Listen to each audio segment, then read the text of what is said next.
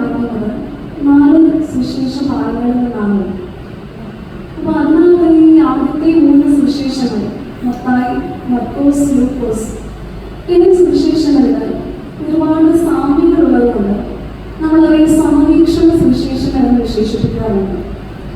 എന്നാൽ അതിൽ നിന്നൊക്കെ ഒരല്പം വ്യത്യസ്തമായ ഒരു വേറിട്ട് നിൽക്കുന്ന ഒരു സുവിശേഷമാണ് ഇത് നാം വായിച്ചു കേട്ട വിശുദ്ധ യോഹന്നാൻ എഴുതിയ സുവിശേഷം. ഈ യോഹന്നാൻ എഴുതിയ സുവിശേഷത്തിന്റെ ഏതാണ്ട് 2 മുതൽ 12 വരെയുള്ള അധ്യായങ്ങളിൽ പരാമർശിക്കുന്നത് യേശുക്രിസ്തുവിന്റെ പരസ്യ ശുശ്രൂഷയെ കുറിച്ചാണ്. ഇന്ന് നാം വായിച്ചു കേട്ട ഭാഗവും യേശുക്രിസ്തുവിന്റെ ഒരു പരസ്യ ശുശ്രൂഷ, ഒരു സൗഖ്യദായക ശുശ്രൂഷ തന്നെയാണ് നാം ഈ ഭാഗത്തിലും കാണുന്നത്.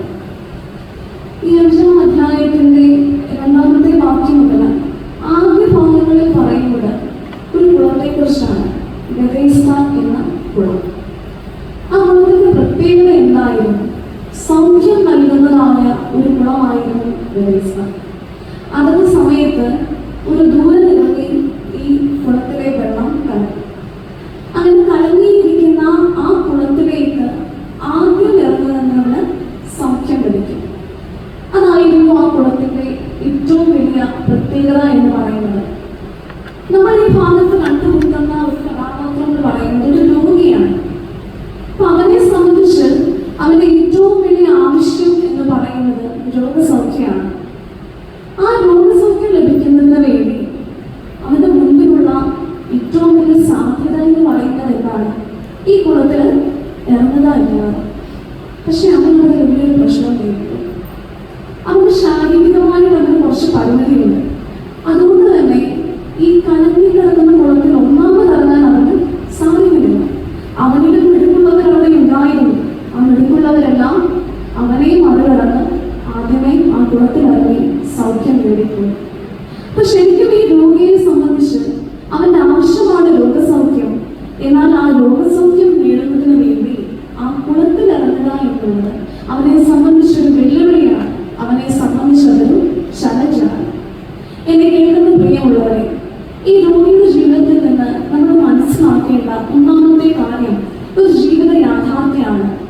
നമ്മുടെ ജീവിതം എപ്പോഴും ഒരിക്കലും എളുപ്പമാണെന്നുള്ളതല്ല. ജീവിതത്തിൽ ഒരുപാട് വെല്ലുവിളികൾ നേരിടേണ്ടതായി വരും.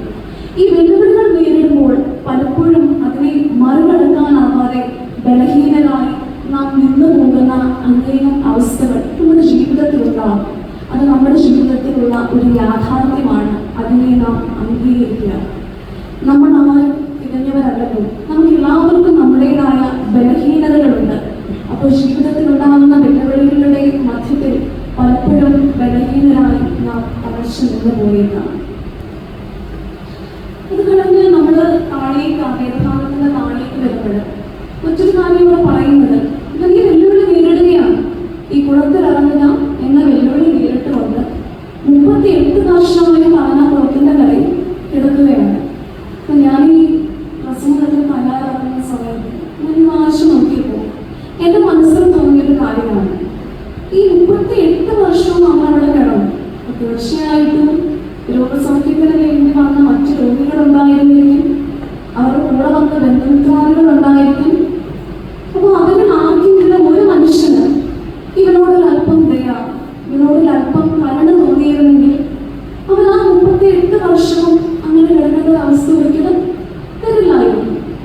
പക്ഷെ അവിടെ അവൻ ഈ രോഗികളോട് പറയുന്നുണ്ട്, എന്നെ വെള്ളത്തിൽ ഇറങ്ങാൻ ആരുമില്ല. പ്രിയമുള്ളവരെ, നമ്മൾ മനസ്സിലാക്കേണ്ട രണ്ടാമത്തെ കാര്യം അതാണ്.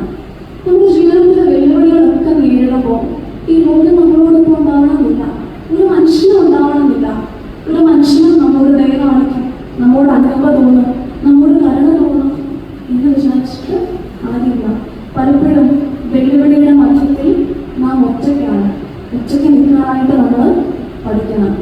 എവിടെയായിരുന്നാലും ജീവിതത്തിൽ എന്ത് പ്രതിസന്ധി ഉണ്ടായാലും എന്നും നമ്മുടെ കൂടെ മാതാപിതാക്കളോ അധ്യാപകരോ സുഹൃത്തുക്കളോ ആരും ഉണ്ടാകില്ല. പലപ്പോഴും നമ്മൾ ഒറ്റയ്ക്കായി പോകുന്ന നിമിഷങ്ങളും അവസ്ഥകളും നമ്മുടെ ജീവിതത്തിൽ ഉണ്ടാകും. എന്നാൽ അത് കഴിഞ്ഞ് നമ്മൾ കാണുന്നത് ഈശ്വരന്റെ വരവാണ്. ഇവിടെ പറയുന്നു, യേശു അവനെ കണ്ടു, യേശു അവനെ അറിഞ്ഞു. യേശു അവനെ കണ്ടു, യേശു അവനെ അറിഞ്ഞു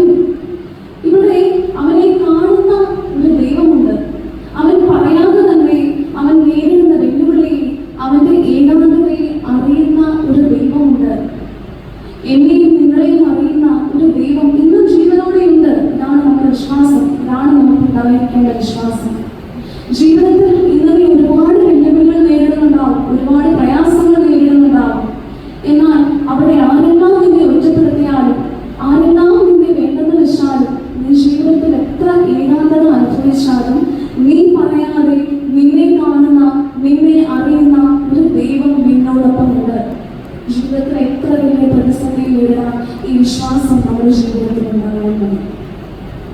നാലാമതായി ഇവിടെ ഇതിനെ അറിഞ്ഞ യേശു ഇതിനോട് ചോദിക്കുന്ന ഒരു ചോദ്യമുണ്ട്. നിനക്ക് സൗഖ്യമാകുവാൻ മനസ്സുണ്ട്. ഇതിനെ അറിഞ്ഞാൽ ഈശോന് വേണമെങ്കിൽ ഇതിനോട് ചോദിക്കാതെ തന്നെ ഇതിന് വേണമെങ്കിൽ സൗഖ്യം കൊടുക്കാറുണ്ട്. ഈശോന് അതിനുള്ള ശക്തിയുണ്ട്. പക്ഷേ ഈശോ അതല്ല ചെയ്തത്. ഈശോ അവനോട് ചോദിക്കുന്നു, നിനക്ക് സൗഖ്യമാകുവാൻ മനസ്സുണ്ട്. അതുതന്നെയാണ് ഏറ്റവും വലിയൊരു ചോദ്യം. നമുക്ക് ധൈര്യം നൽകുന്ന ഏത് വെല്ലുവിളിയും നേരിടാൻ നമ്മെ പ്രചോദിപ്പിക്കുന്ന ഒരു ചോദ്യമാണ് ഈശോ ഈ രോഗിയോട് ചോദിക്കുന്നത്. നിനക്ക് മനസ്സുണ്ടോ? ഈ നിങ്ങളോടും അവൻ ചോദിക്കുകയാണ്, നിനക്ക് മനസ്സുണ്ടോ? ജീവിതത്തിൻ്റെതായ ബുദ്ധിമുട്ടുകളിൽ, പ്രയാസങ്ങളിൽ നിന്റെ കൂടെ ദൈവമുണ്ട്. എന്നാൽ അതുകൊണ്ട് മാത്രം നിനക്ക് ആ വെല്ലുവിളിയെ നേരിടാൻ സാധിച്ചെന്ന് വരില്ല. നിന്റെ മനസ്സാന്നിധ്യം അവിടെ ആവശ്യമാണ്. എന്നെ കേൾക്കുന്ന പ്രിയമുള്ളവരെ, ഞാൻ പറഞ്ഞു വന്നത് ഇത്ര മാത്രമാണ്. ജീവിതത്തിൻ്റെതായ വെല്ലുവിളികളുണ്ട്, അത് ജീവിത യാഥാർത്ഥ്യമാണ്. ആ വെല്ലുവിളികളുടെ മധ്യത്തിൽ പലപ്പോഴും നമ്മൾ ഒറ്റപ്പെട്ടു പോകും, ഒറ്റയ്ക്കായിരിക്കും. എന്നാൽ നിന്നെ അറിയുന്ന, നിന്നെ കാണുന്ന ദൈവം ഇന്ന് എന്നോട് ചോദിക്കുന്നു, നിനക്ക് മനസ്സുണ്ട്? സൗഖ്യമാകുവാൻ നിനക്ക് മനസ്സുണ്ട്. സങ്കീർത്തനക്കാരൻ പറഞ്ഞതുപോലെ, മനുഷ്യന്റെ സഹായം വ്യർത്ഥമല്ലോ, യഹോവയാൽ നാം വീര്യം പ്രവർത്തിക്കും. ഈ വിശ്വാസമാണ് നമ്മുടെ ജീവിതത്തിൽ നമുക്ക് ഏവർക്കും ഉണ്ടാവേണ്ടത്. നമ്മൾ യുവജനവാരമായി, യുവജന ഞായറായി ഒക്കെ കൊള്ളാറുള്ള ഈ ഒരു അവസരത്തിൽ നമുക്കറിയാം, ഇന്നത്തെ ഒരു സമൂഹത്തിൽ പ്രത്യേകിച്ച് യുവജനങ്ങളുടെ ഇടയിലുള്ള ആത്മഹത്യ വർദ്ധിച്ചു വരികയാണ്.